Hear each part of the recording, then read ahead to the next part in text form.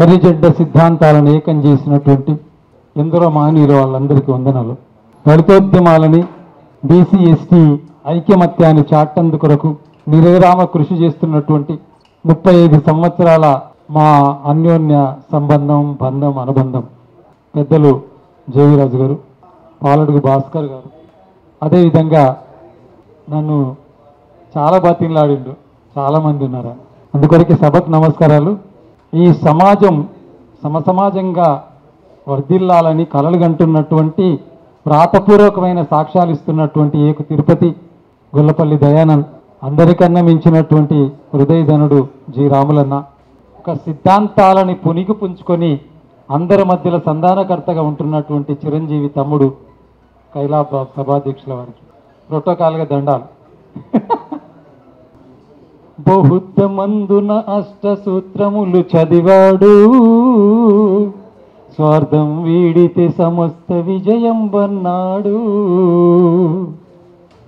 నిమ్న జాతులను జాగృతి పరిచిన మహాత్ముడు. బాబు ప్లీజ్ మాట్లాడకండి ప్లీజ్. నిమ్న జాతులను జాగృతి పరిచిన మహాత్ముడు, సమసమాజ వ్యవస్థాపకుండు అంబేద్కరుడు, మహనీయుండు. బుద్ధం శరణం గచ్చామి, ధమ్మం శరణం గచ్చామి, సంఘం శరణం గచ్చామి. అడుగడుగున అవమానపు దైన్య స్థితి, గుండె మండి పెకిలించిన రౌద్ర స్థితి, అవనిలోని అసమానత మూల కారణం శోధించి లిఖించినట్టి అంబేద్కర్ యుగం విధి. సమతవాది జగజీవను జీవిత సందేశమిది, బోధించు సమీకరించు పోరాడు అన్నటువంటి రాజ్యాంగ నిర్మాత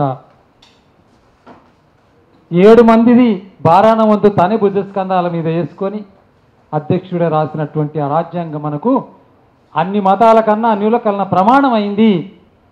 ఈనాడు ప్రమాదంలో పడుతున్న పరిస్థితులలో మీరన్న ప్రతి దానికి నేను ఏకీభవిస్తూ, నన్ను అంటే విపులీకరించొద్దు అన్నాడు కాబట్టి మీరు అన్నదాన్ని అన్నిటిని ఏకీభవిస్తూ మీతో ఉంటానని విజ్ఞప్తి చేసుకుంటున్నా.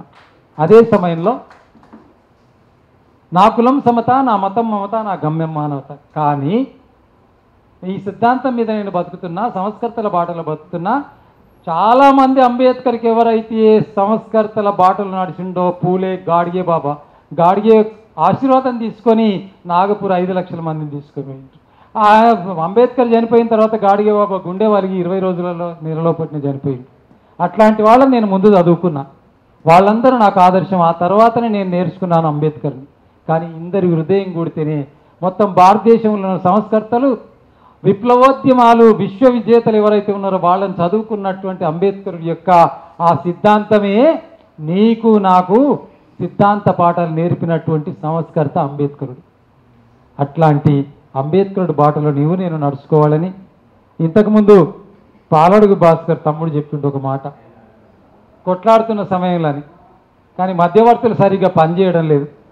మధ్యవర్తులు ఆనాడున్న వాళ్ళు పుణ్యమూర్తులు చనిపోయిన వాళ్ళకి నేను కడుపుల నుంచి నా హృదయంతో పాదాభివందనాలు తెలియజేస్తున్న కేజీ సత్యమూర్తి గారు, గద్దర్ గారు, బతుకున్నటువంటి కత్తి పద్మరావు గారు, తిరుపతి గారు, సూర్యనారాయణమూర్తి గారు, ఇంకా బతుకున్నటువంటి వాళ్ళు ఉన్నారు. వచ్చి నేను చాలా సీరియస్నెస్ ఉన్న సమయంలో నేను సభాధ్యక్షులైనటువంటి స్కైలాబ్ గారు మీకు దండం పెట్టి చెప్తున్నా, మీరు ఏంటంటే మీకు కులం మతాన్ని పాటించారు కాబట్టి మేము పక్షపాతులం కాబట్టి మమ్మల్ని క్షమించాలి. కానీ మా కులాలు కలిసి ఉండేందుకు ప్రతిపాదన నాది ఏమంటే, 2 కులాలు కొట్లాడుకుంటున్న ఈ సమయంలో 59 కులాలకు లాభం కావాల్సిన ఈ సమయంలో సుప్రీంకోర్టు జడ్జిమెంట్ను సఫలం కావాలని కోరుకునే మాకు మీరు అండగా ఉండి ఏ కొట్లాటలు రాకుండా చూడడంలో సంధానం చేయాలని బీసీ వర్గాలను, ఓసీ వర్గాలను కోరుకుంటూ, ప్రత్యేకంగా కమ్యూనిస్టులను కోరుకుంటూ, నల్లా సూర్యప్రకాష్ మొదలైన మీ వాళ్ళందరినీ కోరుకుంటూ, భాస్కర్ గారు కోరుకుంటూ నేను సెలవు తీసుకుంటున్నాను.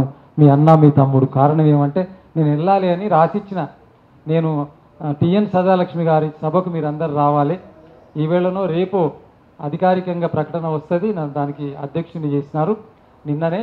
కాబట్టి నేను అక్కడికి వెళ్ళాలి. కాబట్టి ఆ యొక్క సభను జయప్రదం చేసేందుకొరకు 25 తారీఖు డిసెంబర్ నాడు ఇందిరా పార్కులో రావాలని, ఆ తర్వాత బొల్లారని కూడా ఉంటుంది రావాలని మీ అందరికీ పిలుపునిస్తూ అధ్యక్షుని ఎన్నుకున్నందుకు కార్యవర్గానికి శుభాకాంక్షలు తెలియజేస్తూ మీ అందరికీ శుభాకాంక్షలు. ధన్యవాదాలు.